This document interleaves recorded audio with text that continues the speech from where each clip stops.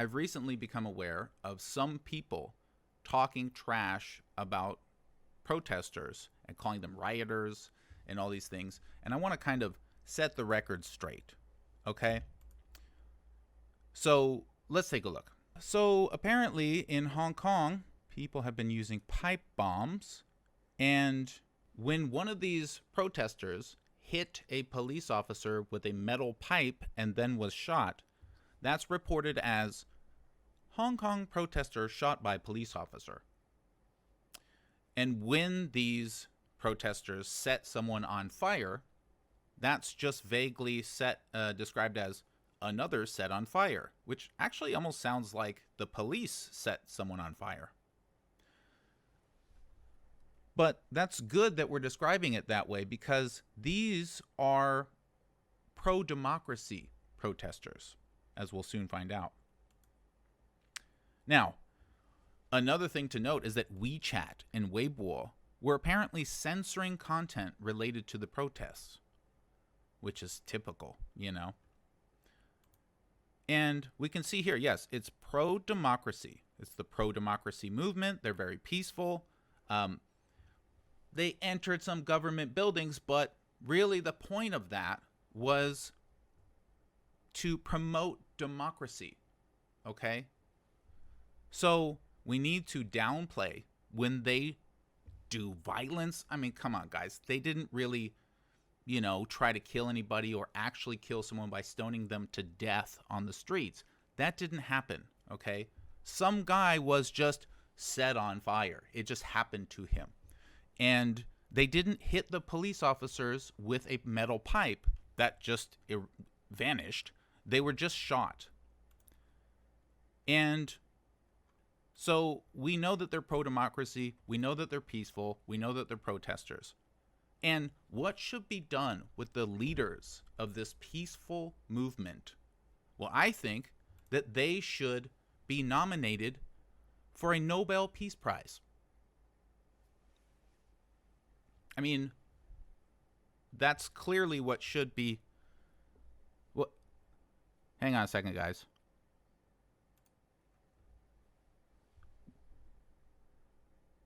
Wait a second. Oh, it's happening in the United States of America? Whoa, whoa, whoa. Hang on a second, guys. Forget everything I just said. It turns out that actually I was reading the wrong stuff. So let's start over again, shall we? Protesters have been found with pipe bombs. And one of them, who was not attacking any police officers, was shot. So maybe we can describe that as something like, let's take a look here. She was an insurrectionist, taking part in an insurrection. Right? Ah, so now you dead, laughing.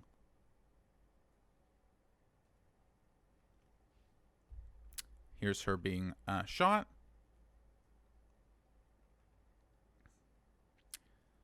And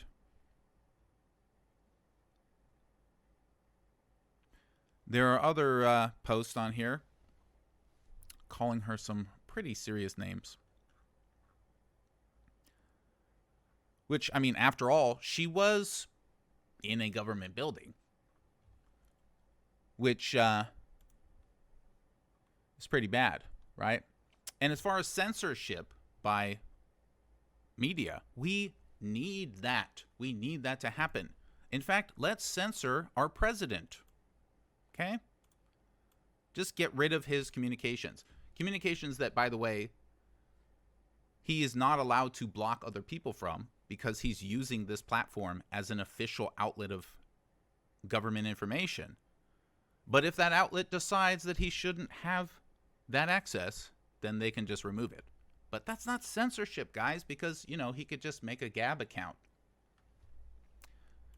And, by the way, these people are terrorists. according to CNN.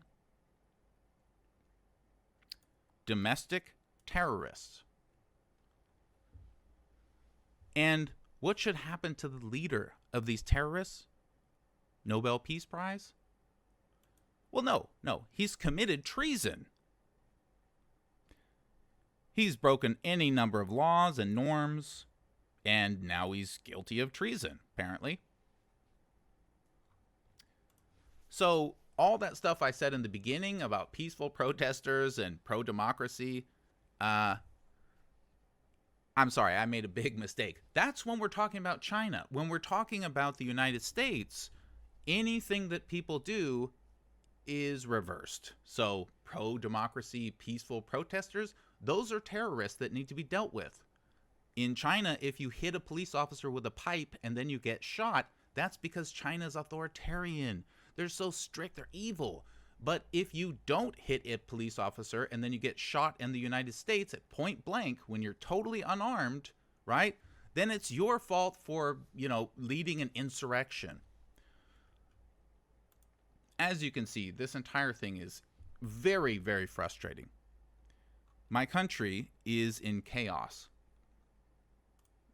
The United States is entering into potentially a new phase that's very, very chaotic and dangerous.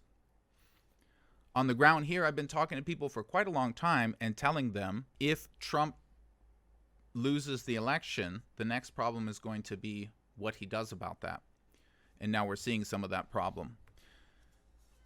And as soon as he started talking about how it was a fraud, then I became more worried. I was worried something like this might happen. And now that something like this is happening, I'm worried about a much more dangerous situation that's less likely, which is that he somehow is able to retain his presidency. Then this country will really fall apart. But it should be as obvious as ever to people that this situation is giving a sense of vindication to a lot of Chinese people who have been very frustrated by the Western covering of Hong Kong. And there's a little bit more than just the topical comparison here. So we need to take a look at this concept of why these people are protesting. Because the number one thing that people will say against this is, yeah, but the people in Hong Kong, they're protesting for democracy. That's what they are. They're pro-democracy. And these are just right-wing lunatics. Well, that may be the case that they're right-wing. I don't think that they're lunatics. I don't think that the Hong Kong protesters are lunatics. But I don't think that either of them are especially more pro-democracy than the other. In China, there's a lot of people. And democracy is direct democracy or suffrage is one form of expression of the people's will. Unfortunately for those people who support the Hong Kong insurrectionists, the people's will needs to be a majority of the people, not just some people in one place, in a pocket. Okay? So, while they were fighting for many things, one of those things being suffrage, that doesn't make them representative of the will of the people, because the will of the people had already established a government, and it's one that this small group of people was fighting against.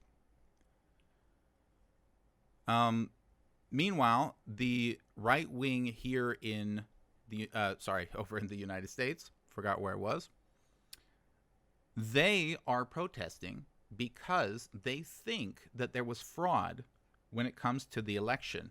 Now think about what that means. That means that what they're saying is they want the correct, real ballots to be counted. They want the votes to be counted accurately and correctly. That means what they're saying is they want a proper democracy. And what they're saying is that what we have now isn't that. In other words, they're pro-democracy. The people who are breaking into the nation's capital and being shot are pro-democracy protesters. I hope you can understand that. The people that are breaking into the government buildings in the United States, in Washington, D.C., are exactly as pro-democracy protesters as the Hong Kong pro-democracy protesters were. Okay? So that's why these parallels are so easy to draw. So how does this work then? Because everybody, I'm sure, all my lovely disagreeers out there, will surely find some way to make the Hong Kong protesters much more pro-democracy and therefore something. But here's the real issue, okay? This is why we have something called laws. Because what I call pro-democracy and what you call pro-democracy can be very, very different. So the idea that we're all going to agree on what is pro-democracy and that pro-democracy is necessarily good, etc., is crazy. So a long time ago, a bunch of people figured out, hey, what if we have something called a law? So it doesn't matter if you consider yourself pro-democracy, or if CNN calls you that, or if Nathan Rich calls you that. Doesn't matter. You're not allowed to break into federal buildings. You're not allowed to commit violence against the state. Okay? That's just a law. So if we care about those laws and the rule of law, then we can, once again, turn towards these protesters in America and say, hey, you can believe what you want, but you're not allowed to commit physical violence against the state, to threaten the state with force or with violence. You're not allowed to do X, Y, and Z things. Even if you think you're pro-democracy, whatever, it doesn't matter why, you're just not allowed to do that. It's against the law. But if we do that, then should not we look at the Hong Kong protesters of last year and apply the same standard to them? The reason it's so easy not to do that if you're a certain kind of American is because what you think they're fighting for is so close to what you believe is good and right. And that, my friends, is totally irrelevant.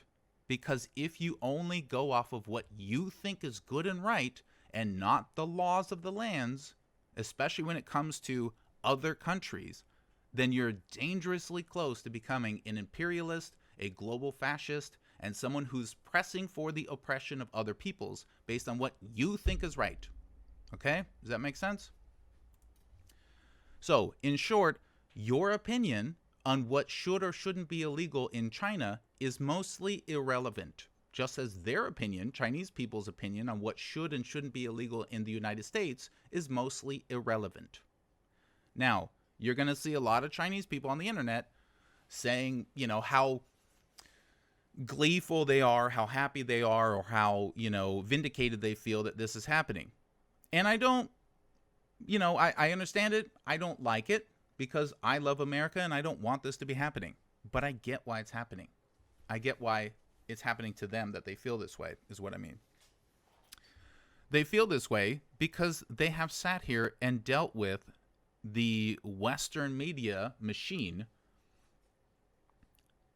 advocating for this exact kind of violence all throughout, you know, the south part of their country for years, really, most intensely last year.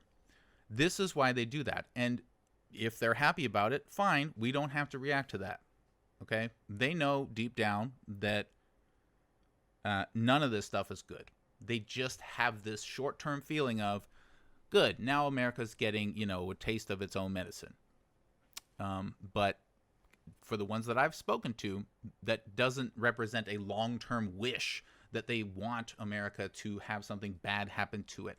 They mostly just want America to leave them alone. I know this is really bizarre, but that's basically what they want, the ones that I've talked to.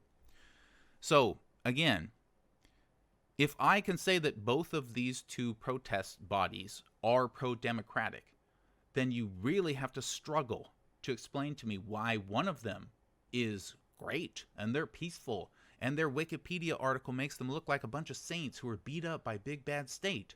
And the other one are a bunch of terrorists who should be banned, and the president of the United States should be censored as this entire thing is quashed by corporations. It's bizarre that I even have to say that, but you would have to really be able to explain that to me. And I haven't heard any good argument for that yet. Now, as usual, I don't personally really care what the United States does as far as if it wants to be this kind of country or not. Just as I don't really care what kind of country China wants to be. But I do care if that kind of country is the kind that goes out internationally to pick fights with other countries, and if it's the type of place that says one thing and does another. Those are annoying to me. Okay? If we want to have free speech, then let's have it. If we don't, then let's not say that we do have it, etc. Anyway, so that's the first thing I wanted to talk about is it is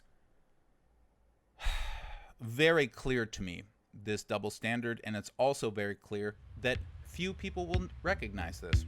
And this is one of the reasons I do what I do.